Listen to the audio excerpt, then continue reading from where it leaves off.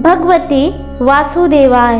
आज हम आपको छठ की पूजा विधि, शुभ मुहूर्त, कथा, विधि विधान सब कुछ बताएंगे। छठ के पर्व का हिंदू धर्म में विशेष महत्व बताया गया है। छठ पूजा 4 दिनों तक चलने वाला पर्व होता है और यह भगवान सूर्य को समर्पित त्योहार होता है। छठ पूजा सूर्य देव से दीर्घ आयु, स्वास्थ्य और जीवन भर समृद्ध रहने का आशीर्वाद पाने के लिए किया जाता है। यह त्योहार परिवारों के लिए एक साथ आने और जश्न मनाने का भी त्योहार होता है। छठ का पर्व बिहार, झारखंड और उत्तर प्रदेश के कई जगहों पर बड़ी धूमधाम से मनाया जाता है। हिंदू पंचांग के अनुसार कार्तिक छठ पूजा की शुरुआत इस बार 17 नवंबर 2023 दिन शुक्रवार से होगी।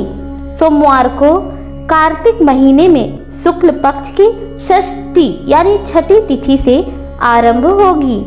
ये पर्व 4 दिनों तक धूमधाम से मनाया जाएगा। छठ का पर्व दिवाली के 6 दिन बाद आता है। छठ की शुरुआत नहाय खाए के साथ होती है।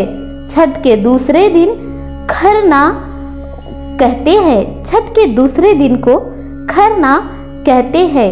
इसी दिन व्रती को पूरे दिन व्रत रखना होगा। शाम को व्रती महिलाएं मिट्टी के चूल्हे पर गुड़ वाली खीर का प्रसाद बनाती हैं। छठ व्रत के तीसरे दिन सूर्यदेव की पूजा की जाती है।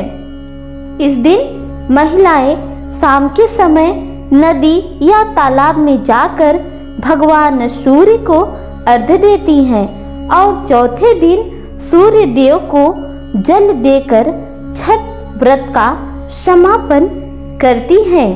4 दिवसीय महापर्व की शुरुआत 17 नवंबर से इस बार शुरू हो रहा है। छठ के पहले दिन को नहाय खाए कहते हैं, जब भक्त नदी या तालाब में स्नान करते हैं और फिर पवित्र नदी का पानी घर लाते हैं और इस पानी से छठ पूजा का प्रसाद बनाते हैं। इस दिन व्रती केवल एक समय भोजन करते हैं। पहले दिन प्रसाद के रूप में कद्दू, लौकी और मूंग चना दाल बनाती हैं।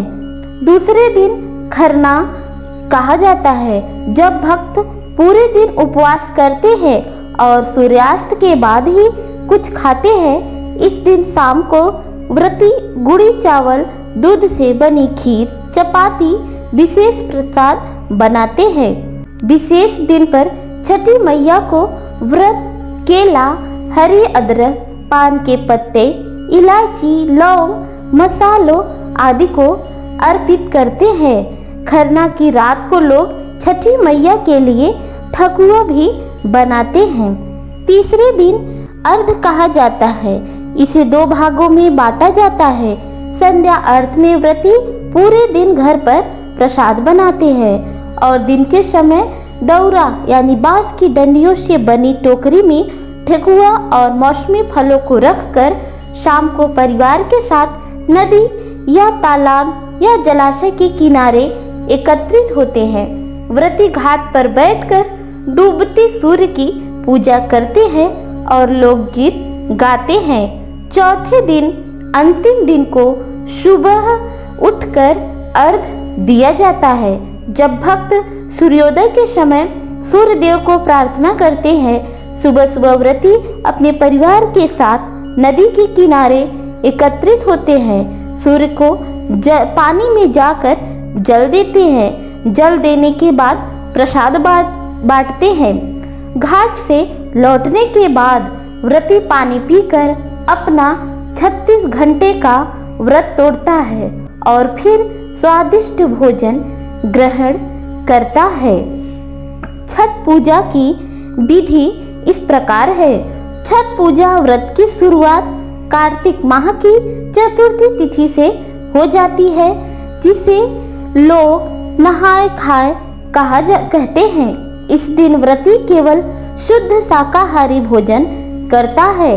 कार्तिक शुक्ल पक्ष की पंचमी के दिन, खरना के दिन शाम को गुड़ की खीर पूड़ी बनाकर छठी मैया को अर्पित करते हैं। उसके बाद सबसे पहले व्रती को खिलाया जाता है।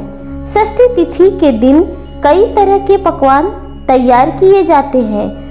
फिर सूर्यास्त के बाद सभी पकवानों को भगवान को अर्पित करते हैं। रात भर सूर्य को छठी माता की पूजा अर्चना की जाती है और छठ के गीत गाए जाते हैं। छठ पूजा के लिए महिलाएं साड़ी और पुरुष धोती पहनते हैं। छठ पूजा व्रत के दौरान व्रती को जमीन पे सोना अनिवार्य होता है। प्रसाद के रूप में गेहूं और गुड़ से ठेकुआ अवश्य बनाया जाता है और व्रती के पास बांस का सूप अवश्य होना चाहिए। अर्घ देते समय व्रती के पास गन्ना होना जरूरी होता है और गन्ने से ही सूर्य देवता को अर्घ दिया जाता है। इस दिन नए कपड़े आमतौर पर पहनते हैं। इस दिन मेहंदी भी लगाई जाती है और विधि विधान से आभूषण पहने जाते हैं। इस दिन भगवान सूर्य के मार्ग को रोशन करने के लिए दीपक भी जलाए जाते हैं। छठ पूजा का प्रसाद रखने के लिए 2 बांस की टोकरी, कलश और थाली, 5 गन्ने जिसमें पत्ते लगे हो, कच्चा नारियल, अक्षत, पीला सिंदूर, दीपक, घी, बाती, कुमकुम, चंदन, धूप, कपूर, अगरबत्ती, माचिस, फूल, हरे पान के पत्ते, सुपारी, शहद, हल्दी, मूली, अदरक का पौधा, नींबू, शरीफा, केला, नाशपाती, शकरकंदी, सुथनी, मिठाई, गुड़, गेहूं का आटा और घी अवश्य होने चाहिए। इस दिन कथा भी सुननी चाहिए। धार्मिक मान्यताओं के अनुसार प्रियव्रत नाम की एक निसंतान राजा और उनकी पत्नी मालिनी ने संतान प्राप्ति के लिए सब कुछ किया, लेकिन कोई फायदा नहीं हुआ। राजा निराश होकर सहायता के लिए महर्षि कश्यप के पास गए।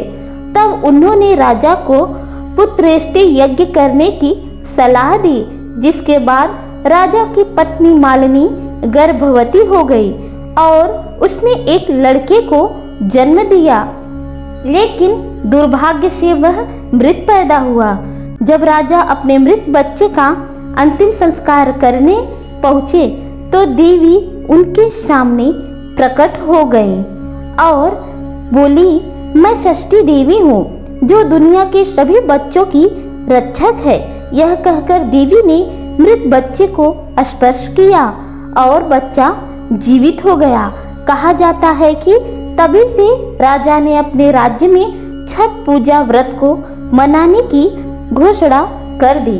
पौराणिक कथा के अनुसार रामायण काल में लंका पर विजय प्राप्त करने के बाद मुग्दल ऋषि के आदेश पर राम राज्य की स्थापना के दिन भगवान राम और माता सीता ने कार्तिक शुक्ल की षष्ठी को व्रत रखकर सूर्य देव की पूजा की थी, जिसके बाद सप्तमी के दिन सूर्योदय के समय अनुष्ठान कर सूर्य देव से आशीर्वाद प्राप्त किया था।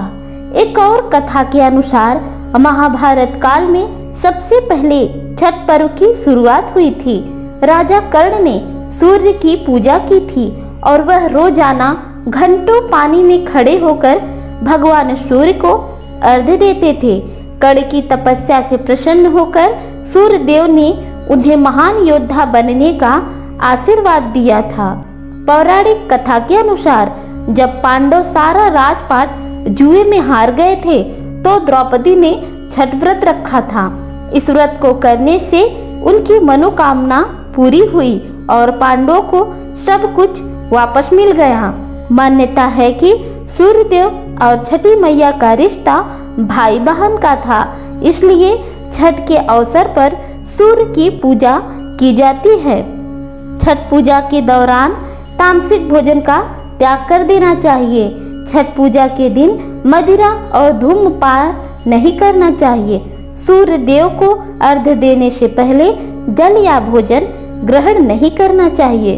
सूर्य देव को जल देने के लिए चांदी, स्टील, लोहा, कांच का पात्र नहीं होना चाहिए।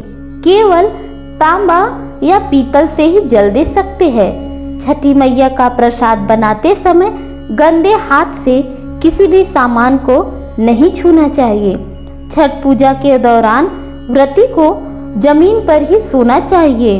व्रती को छठ पूजा के दौरान गुस्सा नहीं करना चाहिए और शांत रहना चाहिए।